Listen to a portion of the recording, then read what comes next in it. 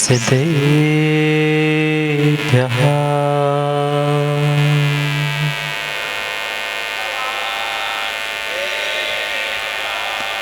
मंगलम भगवान मंगलम भगवान जिनः मंगलम प्रथमाचार्यो मंगलम विश्वेश्वरः मंगलम भगवान वीरो मंगलम गौतमो गणी मंगलम कुंद कुंदार्यो जैन धर्मोस्तु मंगलम सर्वमंगलमांगल्यं सर्वकल्याणकारकं प्रधानं सर्वधर्माणां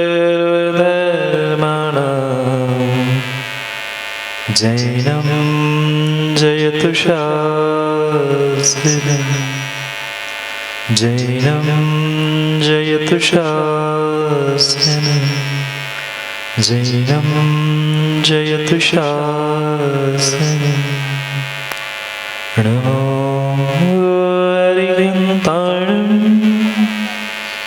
नमो सिद्धाणं नमो आयरीयाणं नमो वज्रायाणं नमो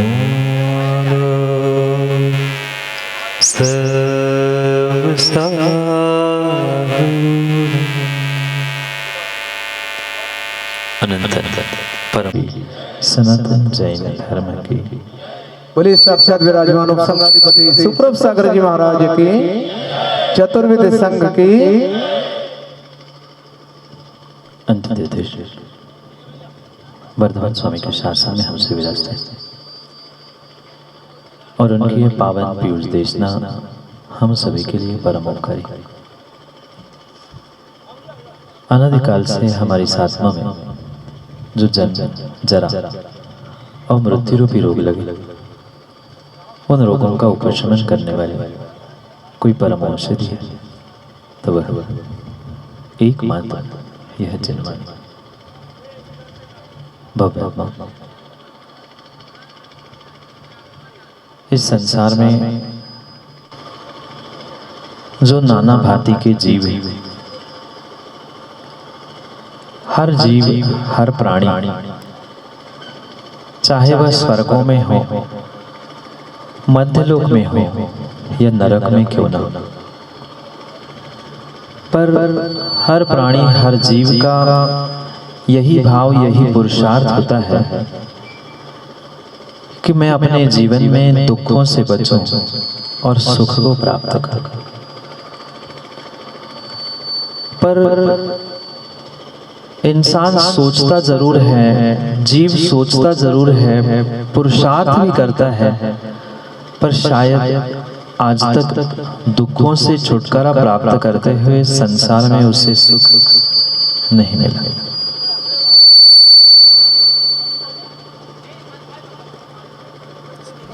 उस कारण को खोजने की आवश्यकता है कि सुख प्राप्त करने की इच्छा होने पर भी जीव को आज तक सुख क्यों नहीं मिला। दुख से बचने का प्रत्येक उपाय करने के बावजूद भी वह दुख से बच क्यों नहीं पा रहा। अगर इसके पीछे का रहस्य हम थोड़ा सा अपने ही जीवन में झांक कर देखें तो शायद हमें उसका उत्तर मिल सकता है कि आज तक दुखों का अंत हमारे जीवन में इसीलिए नहीं हुआ कि हमारे जिन शासन में जो अनेकांत कहा था, उस अनेकांत को व्यक्ति ने समझने का प्रयास नहीं किया। क्योंकि हर व्यक्ति, बाकलीवाल जी, यही चाहता है कि घर हो, परिवार हो, समाज हो, देश हो, वह मेरे हिसाब से चले। माँ, आप नहीं चाहते कि आपके बेटा बेटी संतान आपके हिसाब से चले? सुनाई नहीं दे रहा? आप नहीं चाहते? चाहते नहीं कह रहे कि सुनाई नहीं दे रहा कह रहे। चाहे माँ हो, चाहे पिता हो, चाहे दादा हो, चाहे दादी हो, चाहे संतान भी क्यों ना हो, पर हर किसी की उम्मीद यही रहती है कि घर मेरे हिसाब से चले। पर कभी घर किसी एक के हिसाब से चला? नहीं चला। और जहाँ व्यक्ति की इच्छाओं का अंत होता है, वही दुखों का प्रारंभ होता है।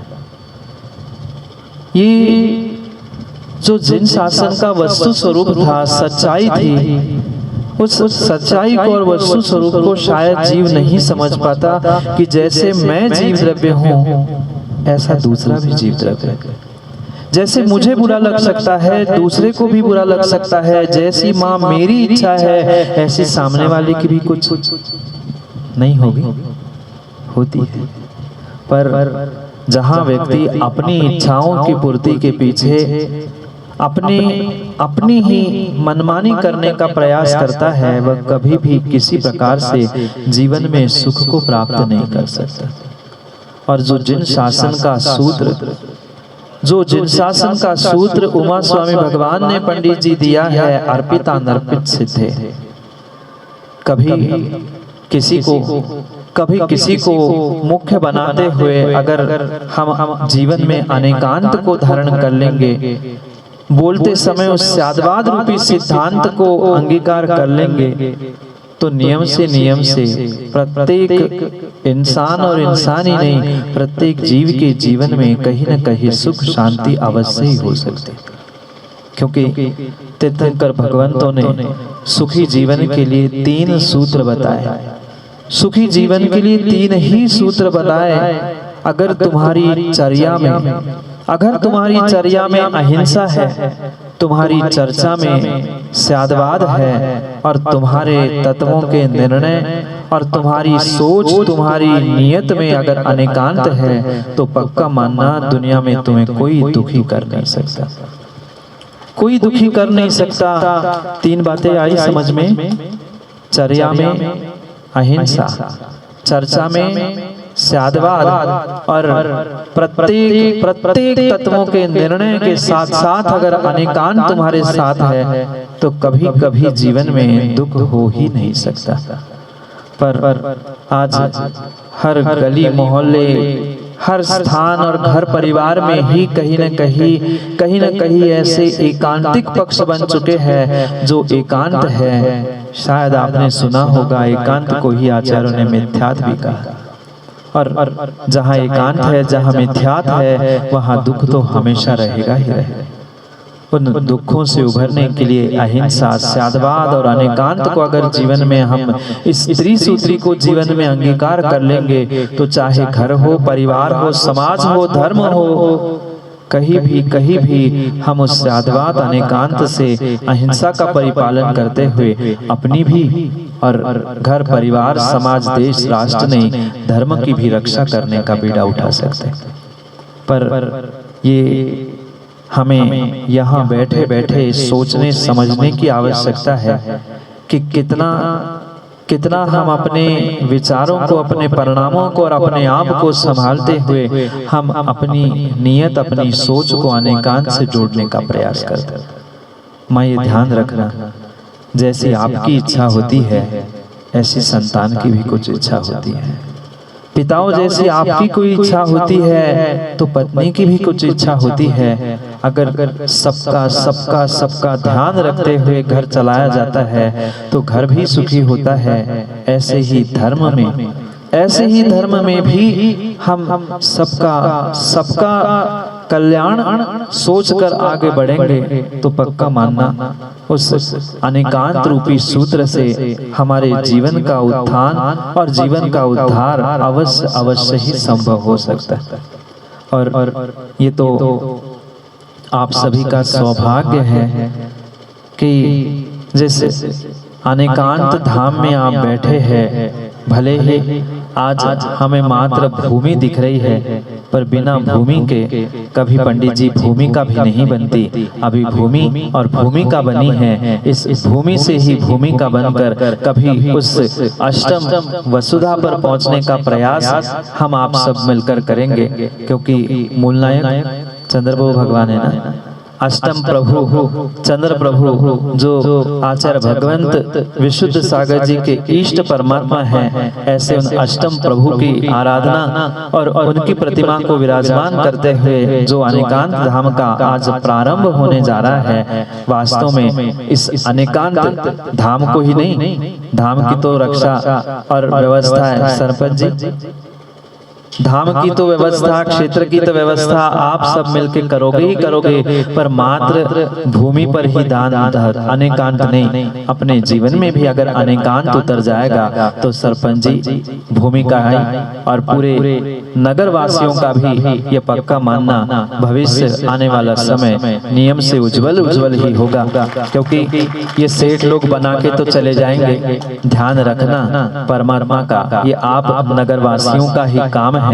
जब अभी कुछ नहीं है, समोशरण कभी आएगा, कभी परमात्मा आएंगे, कभी आचार्य भगवंत सत्संग यहाँ पधारेंगे, पर ये सौभाग्य है कि भगवान पहुँचने से पहले ही समोशरण की रचना होती है, तैयारी होती है। ऐसे ही साक्षात ये आप सौधर्म कुबेर श्रेष्ठ काम करने जा रहे हैं, जहाँ परमात्मा आते हैं, सौधर्म की आज्ञा से कुबेर समोशरण की रचना करता है, परमात्मा और गुरु कभी आएंगे, उसके पहले नगरवासी और पूरे जिलावासी, और अभी तो पंडित जी मात्र जिला और आसपास के लोग पहुंचे हैं, दोपहर में देख लेना आपका ये पंडाल और ये स्थान भी छोटा पड़ जाएगा। ऐसा क्योंकि धाम ही अनेकांत है, वहाँ अनेक समाज ना पहुंचे ऐसा हो ही नहीं सकता, क्योंकि अभी विधान और अनुष्ठान बहुत बड़ा है सबके लिए। पुनः दोपहर में नहीं आओगे ना? सबकी सब व्यवस्था है, सबकी सब व्यवस्था यहाँ पर है, इसलिए सब व्यवस्थित होते हुए समय पर पहुँचने का प्रयास करना। अभी तो मात्र मंगलाचरण हमने यहाँ से प्रारंभ किया है, अभी तो बहुत कुछ इस भूमि पे होने वाला है, इसलिए दोपहर में समय का ध्यान रखते हुए समय पे प्रवीण भाई माता पिता बने ना, समय का ध्यान रखना, नहीं तो गोद भराई और बाकी की क्रियाओं में ही समय बीत ना जाए। हमें ये भी समझना है कि इस भूमि का पूजन क्यों, कहाँ, कैसे किया जाता है, और किन क्रियाओं के पीछे किन कारणों को लेकर आचार्य भगवंतों ने ये व्यवस्थाएं समझाई है, बताई है, उन हेतु उन कारणों को भी हमें समझने की आवश्यकता है। क्योंकि आज तक कई बार पूजन पाठ, शिलान्यास, पंच कल्याणक अनुष्ठान बहुत कुछ आपने किया होगा, पर मां जब तक कारण पता नहीं चलता तब तक क्रिया करने का आनंद भी नहीं आता। इसलिए क्रियाओं के साथ ज्ञान और कारणों को समझने के लिए पुनः दोपहर में नहीं आओगे। बहुत दूर दूर से कहीं वासिम परतवाड़ा, कहाँ और कई नगरों से छिंदवाड़ा, अनेक नगरों से यहाँ श्रावक श्रद्धालु पहुँच रहे हैं, क्योंकि स्थान दूर है, सो पंचम काल के भक्तों को आने के लिए देर लगती है। पंडित जी चौथे काल के होते या कोई स्वर्गों के साक्षात सौधर्म आदि होते तो मिनटों में यहाँ पहुँच जाते, पर पंचम काल के सौधर्म कुबेर और सेठ है तो उनको अपनी गाड़ी चालू करके आने में थोड़ा सा देर लगता है। तो क्यों ना हम सबके साथ पुनः दोपहर में उस अनुष्ठान की मांगलिक क्रियाओं को, और ये तो सौभाग्य है कि एक नहीं दो नहीं कई सारे आयोजन आपको दोपहर में देखने के लिए मिलेंगे, क्योंकि यही पंडित जी अनेकांत है। जहाँ अनेक कार्य एक साथ संपन्न होते हैं, यही अनेकांत है। तो सभी दोपहर में भाव संजोकर समय की बात को समझने के लिए समय पे मिलते हैं, क्योंकि समय पे किया गया काम समय को दिलाता है।